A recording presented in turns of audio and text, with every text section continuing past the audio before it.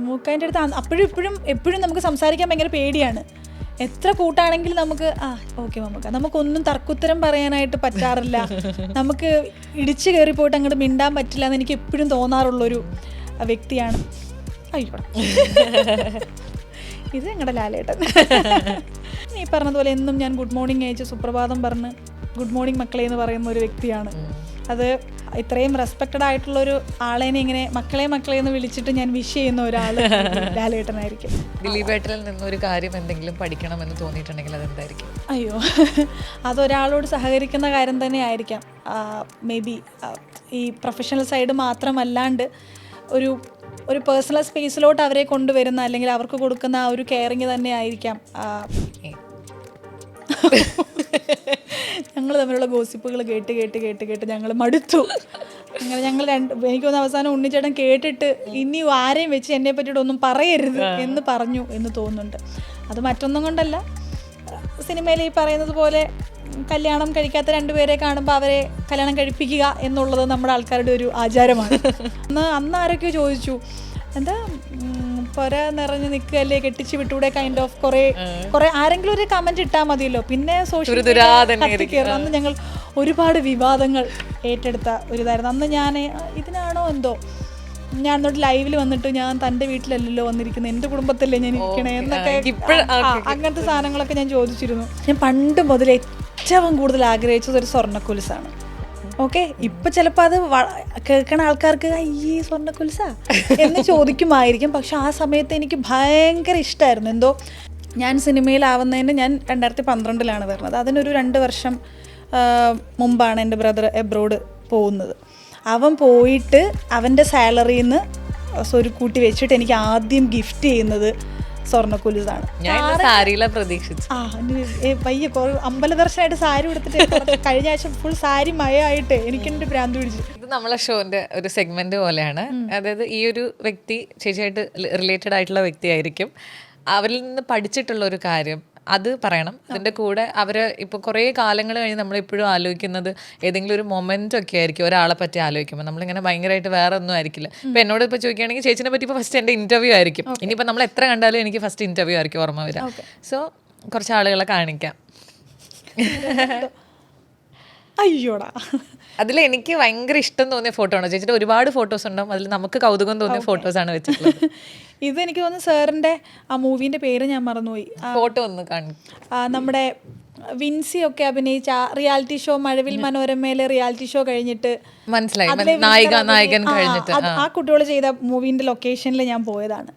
ഇതും എനിക്ക് തോന്നുന്നു ഒരു മൂകാംബിക പോകുന്നതിന് മുമ്പ് ഞാൻ അമ്പലത്തിൽ പോവാം. അപ്പം എനിക്കെന്തോ സാറിനെ ഓർമ്മ വന്നു. അപ്പം ഞാൻ സാറിനെ കണ്ടിട്ട് പോകാമെന്നും പറഞ്ഞിട്ട് പോയതാണ് കേട്ടോ. എല്ലാം അമ്പലം റിലേറ്റഡ് ആണ്. അങ്ങനെ എന്തോ എനിക്ക് മൂകാംബിക പോകണമെന്നും ഒരു മൂകാംബിക പോയ വഴിയിലാണ് ഞാൻ ആ റൈറ്റപ്പ് എഴുതിയിട്ടുണ്ടായിരുന്നത്. അന്ന് ട്രെയിനിൽ രാത്രിയിൽ ടൈപ്പ് ചെയ്ത് വെച്ചിട്ട് എനിക്ക് പോസ്റ്റ് ചെയ്യാൻ പറ്റുന്നില്ല. ദെൻ ഞാൻ രാവിലെ അമ്പലത്തിൽ പോയി തൊഴുതിറങ്ങിയിട്ടാണ് പോസ്റ്റ് ചെയ്യുന്നത്. എന്നിട്ട് അത് കണ്ട ഉടനെ ലാൽ സാറിൻ്റെ മെസ്സേജ് വന്നു, എന്ത് പറ്റി നീ ഓക്കെ ചോദിച്ചിട്ട്. അപ്പം സാർ ആ ഹവായി ചപ്പലിൻ്റെയോ അങ്ങനത്തെ എന്തോ ഒരു സാധനം കണ്ടിട്ടാണ് എനിക്കിത് ഇതായിട്ടാണ് ഞാൻ ആ റൈറ്റപ്പ് ഇരുന്ന് എഴുതുന്നത്. ഞാൻ പറഞ്ഞു ഓക്കെയാണ്, ഇന്നലെ ഇങ്ങോട്ട് വന്നപ്പോൾ എന്തൊക്കെയോ തോന്നി, അപ്പം ഞാൻ എഴുതിയതാണ് കേട്ടോ. അപ്പോൾ ഇത് അങ്ങനത്തതാണ്. ഞാൻ മൂകാംബിക പോയ സമയത്ത് ഒരു ദിവസം 2-3 ദിവസം ഇങ്ങനെ സാറിനെ തന്നെ ഓർമ്മ വന്നിട്ട് ഞാൻ സാർ എവിടെയാണെന്ന് ചോദിച്ചപ്പോൾ ഇങ്ങനെ ലൊക്കേഷനിലാണെന്ന് പറഞ്ഞിട്ട് ഞാൻ പോയി കണ്ടു. ഞാൻ അമ്പലത്തിൽ പോവാട്ടോ, അപ്പോൾ സാറിന് ഓർമ്മ വന്നു, പ്രാർത്ഥിക്കാട്ടോ എന്ന് പറഞ്ഞിട്ട് ഞാൻ ആളിൽ നിന്ന് പഠിക്കാൻ ആഗ്രഹിക്കുന്ന അല്ലെങ്കിൽ ശ്രദ്ധിച്ചിട്ടുള്ള ഒരു കാര്യം എന്തായിരിക്കും? അല്ല, അത് ഈ എൻ്റെ പേഴ്സണൽ സാധനത്തിൽ നമ്മളെ എങ്ങനെയാണ് നമ്മൾ ഇൻസെക്യൂർഡ് ആയിട്ടുള്ള സമയത്ത് അവരെ ഒന്ന് പൊക്കിക്കൊണ്ട് വരിക എന്നുള്ളത് എനിക്ക് സാറിൽ നിന്നാണ് ആദ്യം കിട്ടിയിട്ടുള്ളത്. പിന്നീടുള്ള വഴികളിലാണ് എന്നിലേക്ക് ഒത്തിരി പേര് വന്നിട്ടുള്ളതും കൂട്ടുകാരൊക്കെ ആയിട്ടും. എനിക്ക് എൻ്റെ ഇൻസെക്യൂരിറ്റി സൈഡിൽ നിന്ന് തന്നെ ആദ്യം പൊക്കിക്കൊണ്ട് വന്നത് സാറാണ്. ഒരു പക്ഷെ ആ ഒരു സമയത്ത് സാറിന് ചിന്തിക്കേണ്ട ഒരു കാര്യമില്ല. സാർ എത്രയോ നായകന്മാരെ കൊണ്ടുവരുന്നു. സാറ് ഞാൻ ആ ഒന്നും അല്ലാണ്ടിരുന്ന സമയത്ത് സാർ എത്രയോ വലിയ തിരക്കുള്ള ആളാണ്. പക്ഷേ എൻ്റെ ആ കരയുന്ന സമയത്ത് 7 മണിക്കൂറായി എനിക്ക് തിരക്കുണ്ടെന്ന് സാറ് പറഞ്ഞിട്ടില്ല. ഞാൻ ആ കരച്ചിൽ തുടങ്ങി എൻ്റെ കഥകളെല്ലാം പറഞ്ഞ് ഞാൻ ഓക്കെ ആവുന്നത് വരെ സാർ എൻ്റെ വാക്കുകൾ കേൾക്കാനുണ്ടായിരുന്നു. അത് അന്ന് അത്രയും വലിയൊരാൾ എനിക്ക് അത്രയും ഒരു ടൈം തരിക, നമുക്കൊരു സമയത്ത് കൂടെ ഉണ്ടാവുക എന്നുള്ളത് വലിയ കാര്യമാണ്. അപ്പം നമുക്ക് ഒരാളെ നമുക്ക് ആവശ്യമുള്ളപ്പം എങ്ങനെ കൂടെ ഉണ്ടാവണം എന്നുള്ളത് എനിക്ക് ആദ്യം കാട്ടി തന്നത് സാറാണ്. ആ സാറ് എപ്പോഴും ഞാൻ പറയും, എനിക്ക് ഗുരു എന്ന് പറയുമ്പോൾ സ്കൂളിൽ പഠിപ്പിച്ച ടീച്ചേഴ്സൊക്കെ ഉണ്ട്, എന്നാൽ പോലും എനിക്ക് എപ്പോഴും സാറിൻ്റെയാണ് ഓർമ്മ വരിക, അന്നും ഇന്നും. അതെപ്പോഴും അങ്ങനെ തന്നെ ഉണ്ടാവട്ടെ. ഈ ഒരു വ്യക്തിക്ക് അനുശ്രീ ചേച്ചിയുടെ അടുത്ത് ഭയങ്കര വാത്സല്യമുള്ളതാന്നൊക്കെ ഞാൻ പറഞ്ഞു കേട്ടിട്ടുണ്ട്. അയ്യോടാ, മമ്മൂക്ക എനിക്ക് തോന്നുന്നു ഇതാണ് കേട്ടോ, മമ്മൂക്കേൻ്റെ അടുത്ത് അപ്പോഴും എപ്പോഴും നമുക്ക് സംസാരിക്കാൻ ഭയങ്കര പേടിയാണ്.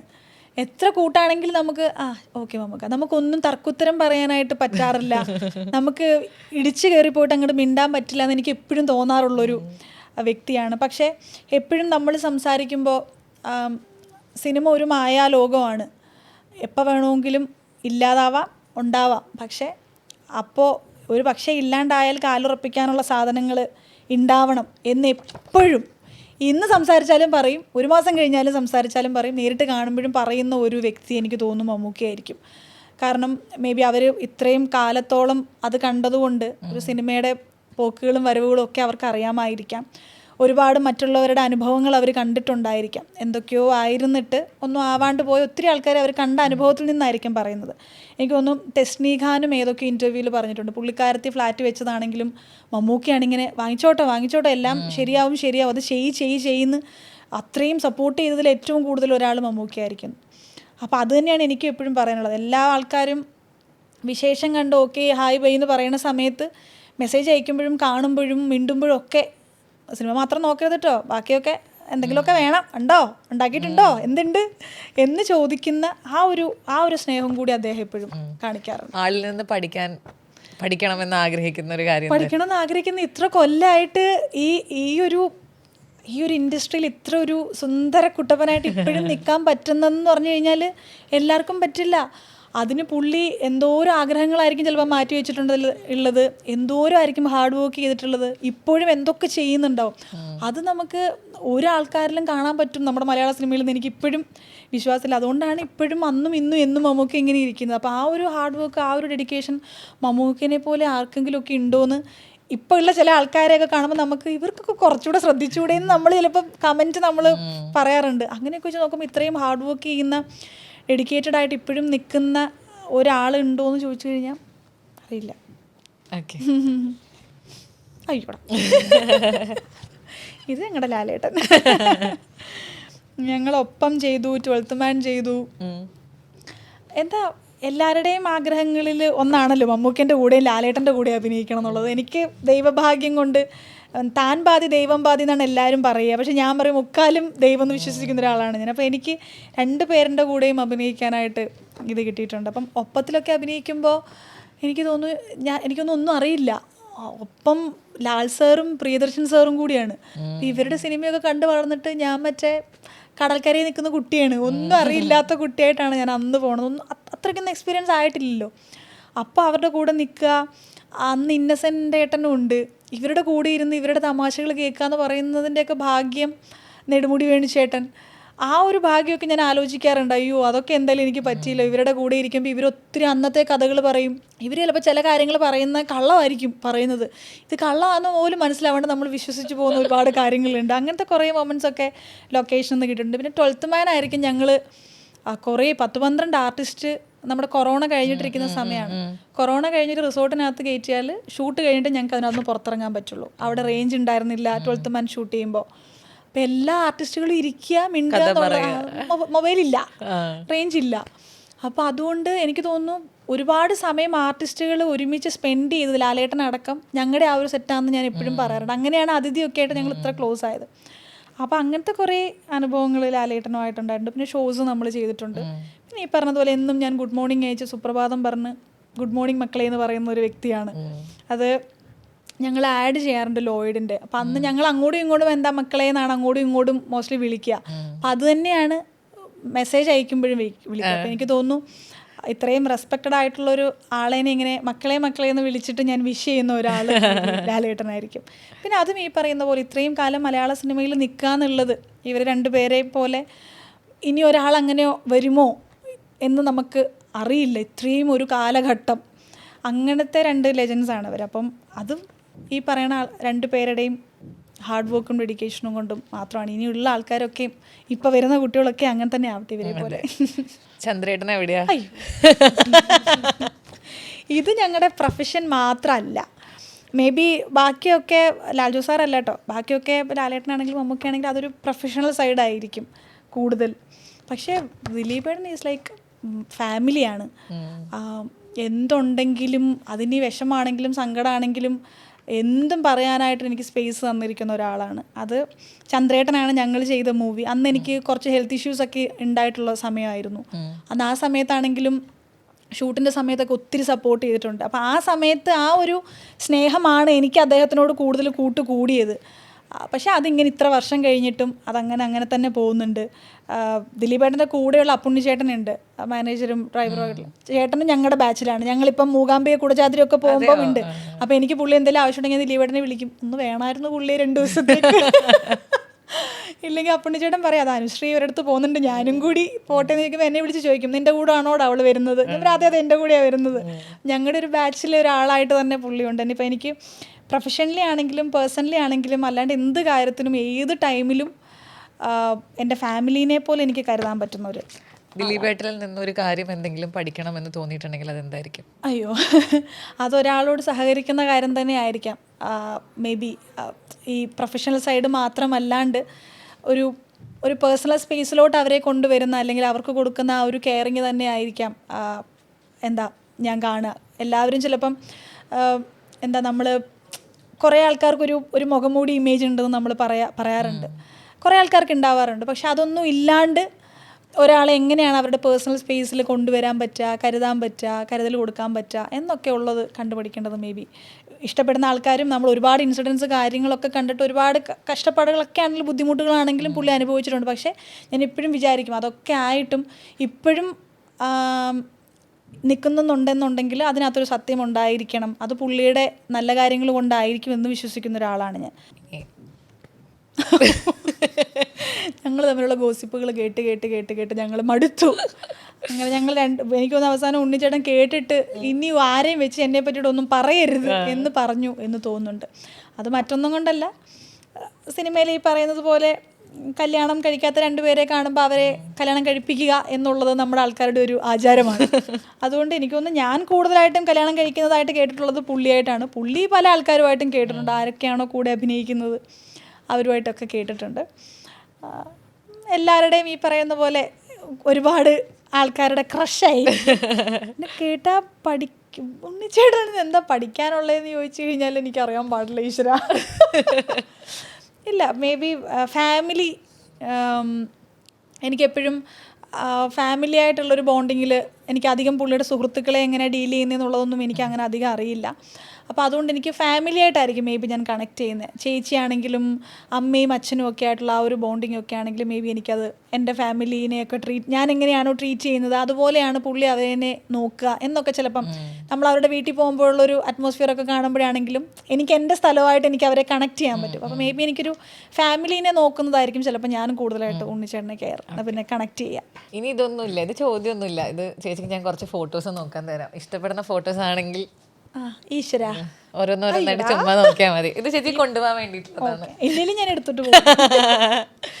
അച്ഛനും അമ്മയും അതിക്കുഞ്ഞ്, അയ്യോ എല്ലാം എൻ്റെ ഇൻസ്റ്റാഗ്രാം കുട്ടീസ്.